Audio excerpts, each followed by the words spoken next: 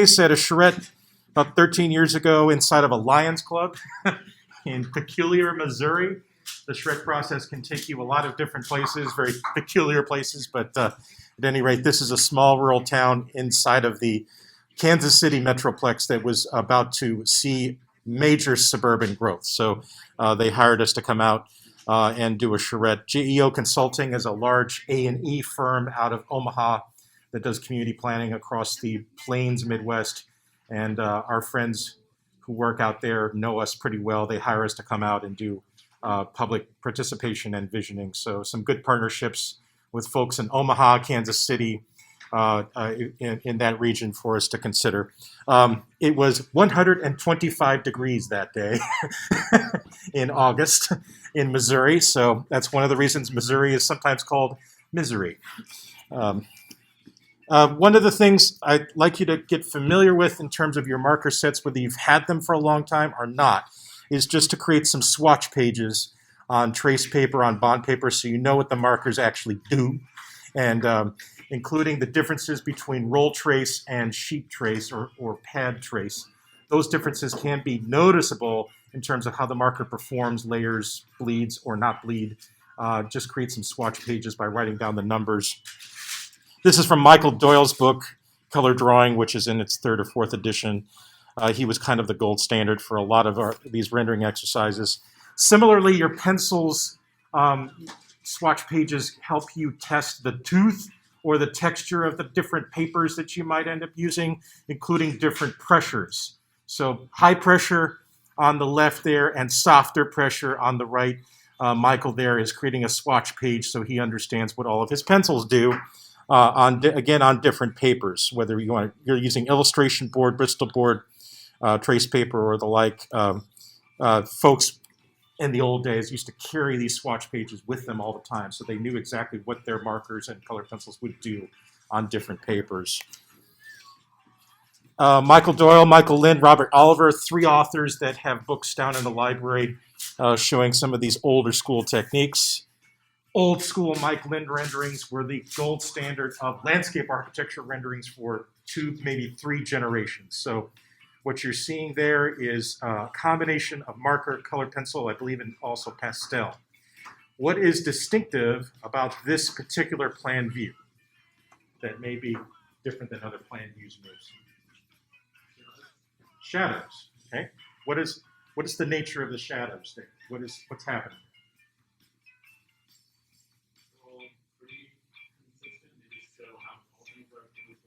Okay. Yep. In this particular larger scale project view, which is probably quarter scale, residential scale, overhead deciduous trees are shown transparently. If you didn't do that, it would cover up most of the plan, right? So an overhead deciduous tree is shown as if the tree were completely transparent. It, however, still casts a shadow, so that you still know that it's there. Coniferous trees, can you find them? Or coniferous or large shrubs?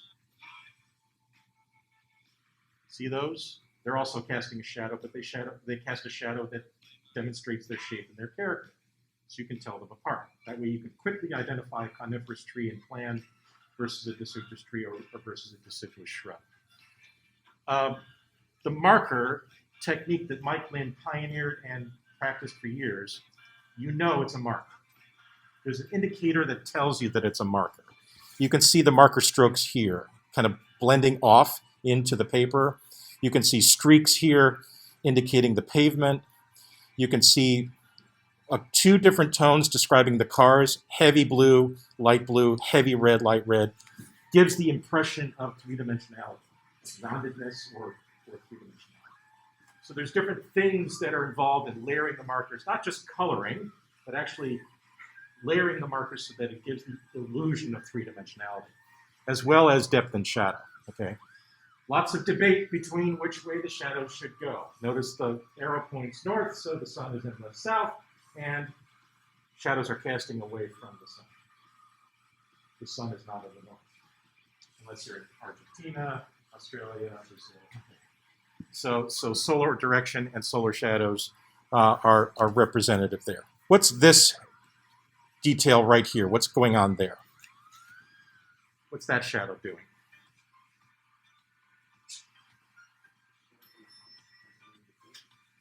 Nope, no house there. There's an arbor, but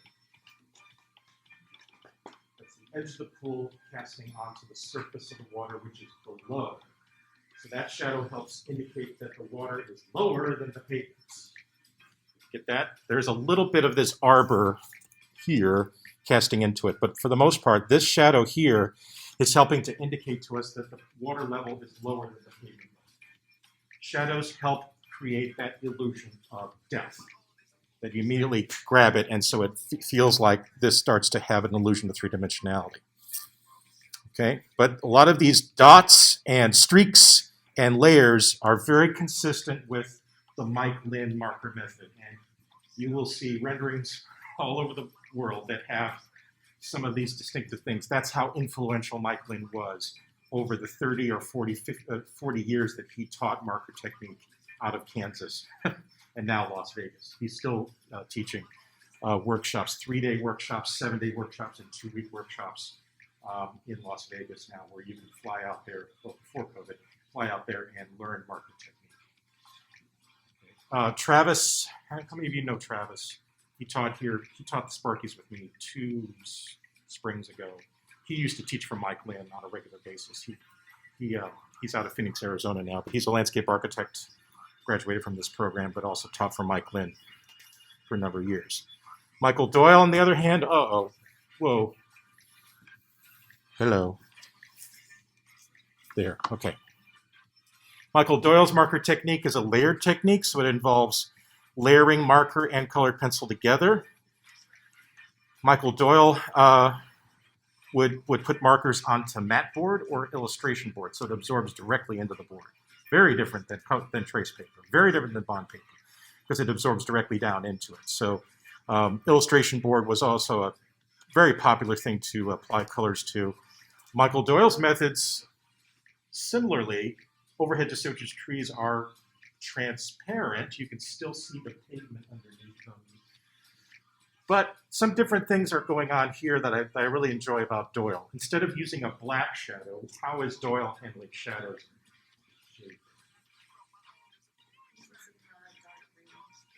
He's changing the intensity of the greens on the lawn and on the pavement. What's he doing there? So it's kind of a blue, purple, or slate blue, or slate gray, or blue gray. All right, so that really does start to say, oh my goodness, that tree is definitely taller than the pavement there. The shadow is not applied uniformly. The shadow is consistent with the material that's there. If you take a photograph on a sunny day, I know we have a camera on and you take a photograph of a tree casting shadow on the pavement. You take an eyedropper in Photoshop and you do an eyedropper to color that shadow. It will be in that purple gray range.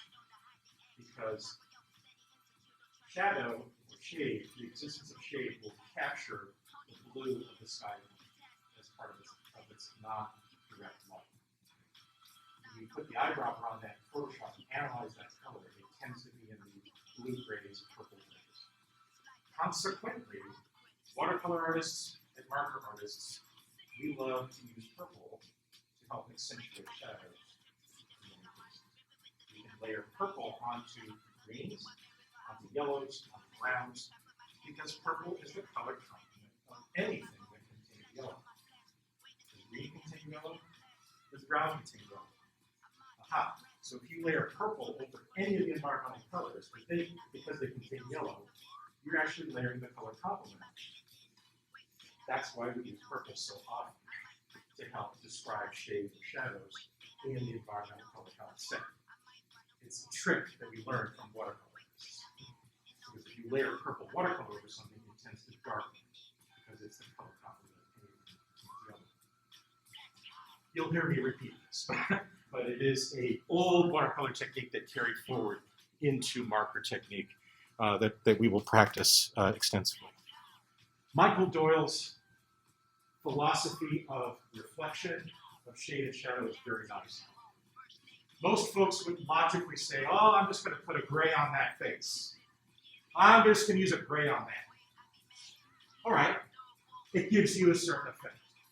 Michael Doyle says, no, don't do that. Use the color palette of the material that you're rendering. Just change the shade. Okay? Michael Doyle also has a very clear philosophy about windows. Take a look at Schmidt-Wilson. Turn around and take a look at Schmidt-Wilson. It's illustrating it perfectly right now. What's going on? Right. The upper story windows are reflecting the sky. The lower story windows are doing what? Reflecting the context. Bam. Notice how Doyle does that. Upper level story windows reflect the sky. Lower story windows reflect the context. Because it's a phenomenon that we see in architecture in the environment, it is a phenomenon that you put into the rendering. It gives you another part of the illusion of realism, as opposed to just putting gray over something. See that difference? And because you can experience it in the architecture now, upper story windows reflecting the sky, lower story windows reflecting the context, it is a technique that we can embed into the rendering itself. Doyle also is famous for his interior design renderings because of his ability to represent different materials, okay, and finishings and carpeting. So these became a great standard for interior designers to follow. Notice where the shadows are. His landscape architecture renderings are stunning, absolutely stunning. Look at the water. Okay, look carefully at the water, though. Frog Baby is not blue, is it? Frog Baby's bed is black. It is a tar asphalt black lining. And most water in nature is going to actually be anywhere from dark green to brown to black or even muddy, right? If you take a look at the White River, or take a look at different rivers around here. But notice what Doyle does. Foreground elements that are in shade or shadow are that dark green. He's reflecting deciduous trees down onto the water. And the further away it is, the water does become a mirror reflecting the sky plane. So there's a combination of things. It would be too easy just to put blue and say it's done. But he is in fact truly representing the phenomena of water reflecting the stone at that edge of the pool, reflecting the trees that are in the distance, and reflecting the sky plane. Take a look at this lawn here. How many greens is that lawn using?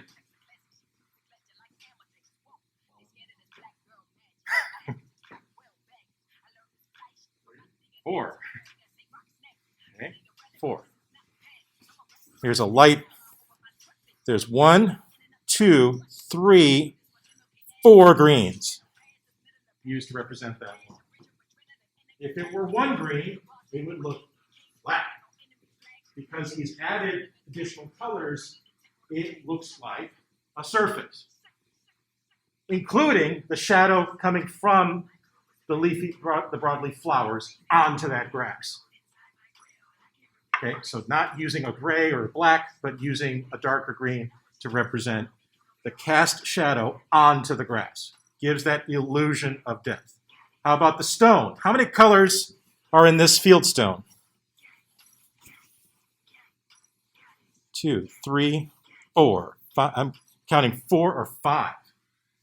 Okay, from yellow to cool gray to warm gray, or even French gray, to represent that field stone, Texas flagstone, or limestone. Okay, variations in the color help create interest as opposed to flatness. See the variations in the color of the stone create interest across the surface of that rendering. Okay. How do you make the ripples in that? This would be white colored pencil on top. Yep. Okay. Look at the marker strokes now. There's marker stroke. There's a kind of a stippling or a stroke or stabbing effect. There's colored pencil being layered in on top of that. There's a stippling effect down here for the flowers. There's colored pencil lines accentuating the shrubbery. And there's, as you can see, 3 different greens representing this broadleaf shrub in the background. 2 or 3 different greens representing these grasses. These are specific marker actions. Stippling, stabbing, stroking. These are things we will learn. Okay? All right. There's probably more technical terms for them, but these are all different motor functions of the arm. All right? In terms of how that marker contacts that paper. And then you come in with fine line pen and color pencils to finish the look. Okay? Those things all start to layer together. Further illustration of Doyle's technique and philosophy of reflection. Upper story windows, lower story windows. Further illustration of that. Very clear, isn't it?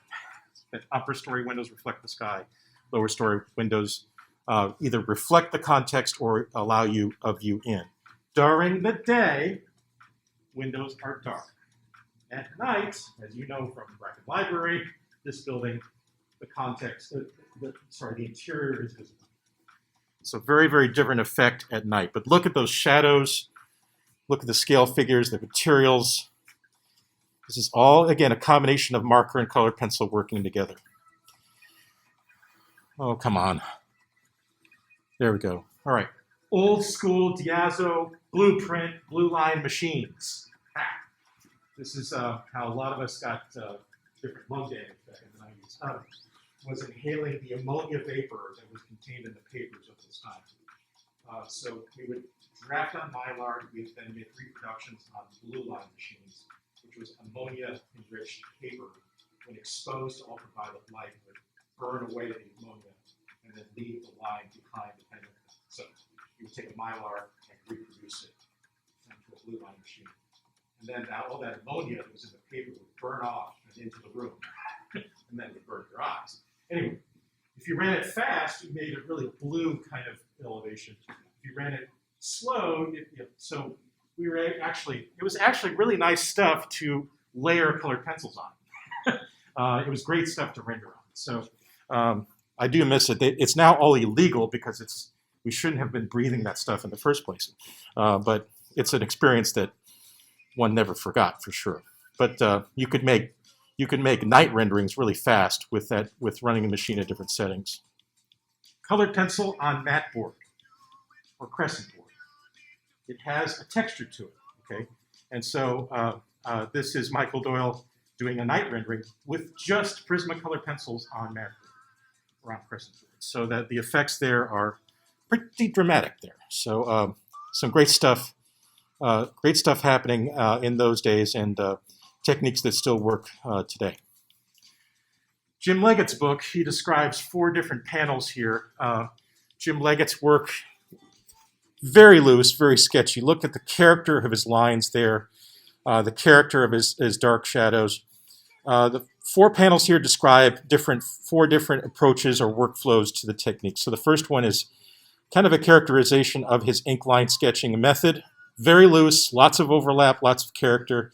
And Jim works very, very fast. He can produce 30 renderings in one day. And so our alumni who work in Denver know him from Charette's over in that area. And he cranks these things out once every 20 minutes. So he's faster than I am in terms of his ability to generate imagery. But he could do an entire Charette himself. Colored pencil only involves a combination of soft washes and detail pressure to represent brick, to represent stone, to represent the landscape. So you can see that difference in his technique there. Thin washes plus very detailed strokes.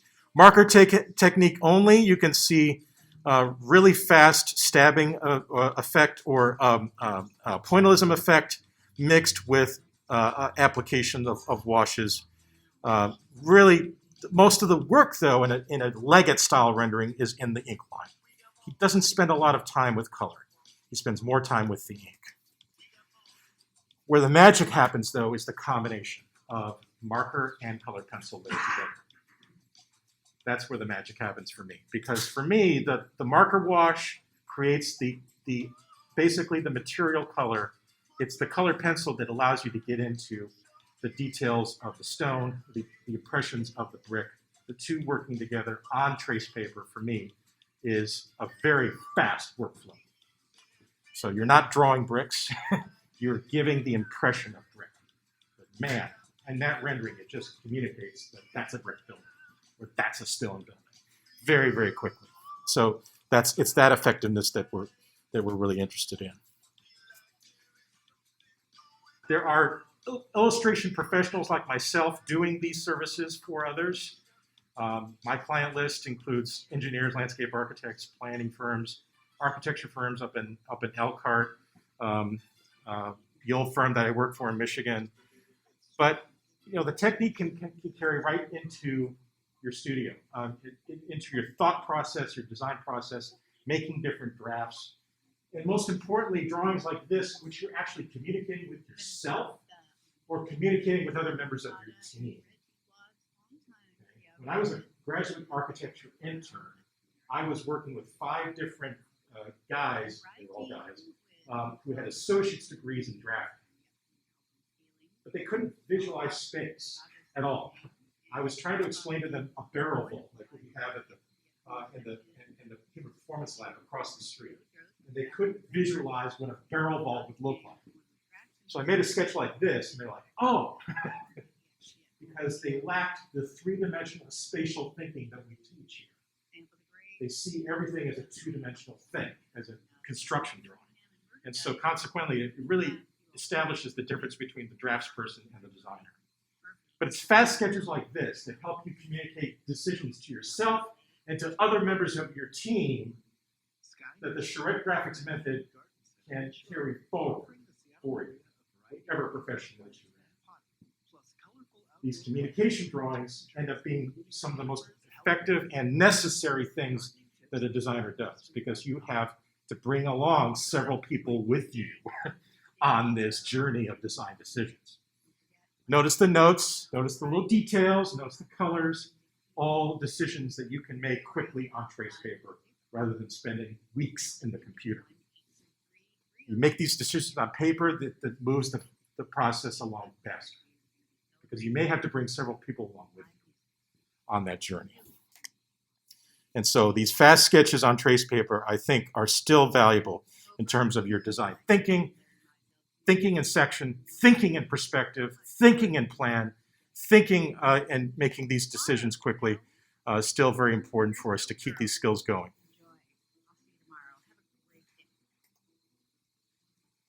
And then in terms of representing the landscape, computer continues to advance. Lumina and all these wonderful plant catalogs and things like that. But when you get to the complexities of nature, there is something about a hand sketch, right, that really does still communicate a sense of place and a sense of the landscape.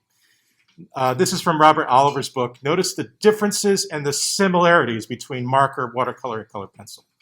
This idea of thin layers and then of detail or pressure-sensitive kinds of applications of the medium help to represent the different textures and materials that you see in the landscape.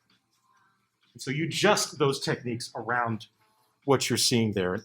You adjust a technique for water, you adjust the technique for sky, you adjust the technique for foliage, et cetera, et cetera. We'll be practicing all of that in the next few days. And so there's a look, right? There's a certain look that, yeah, that's definitely, that's a sketch of the landscape. That's really conveying a sense of place. And again, different media, different papers, different backgrounds can really be a very rich experience for you. And you may see this as I've had some fun just selling prints of sketches like this. So it's something that can help really enrich your life.